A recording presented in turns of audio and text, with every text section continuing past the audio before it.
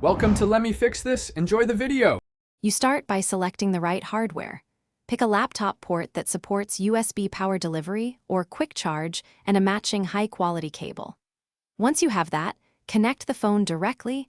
Avoid hubs unless they explicitly support PD pass-through. You should close background apps and enable airplane or battery saver mode to reduce drain. This combination raises net charging power. Make sure the cable is undamaged and seated firmly, so the laptop can negotiate higher wattage with your phone. Once done, plug the laptop into AC power. Laptops often restrict USB output on battery, so mains ensures full PD wattage. You should watch for the phone's fast charge indicator or the laptop OS showing PD negotiation to confirm higher current. If negotiation fails, try a different PD-capable cable or port.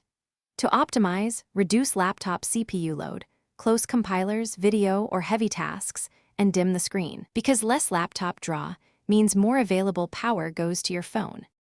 You finish by monitoring the charge. For speed, unplug at around 80 to 90% if you care about battery longevity.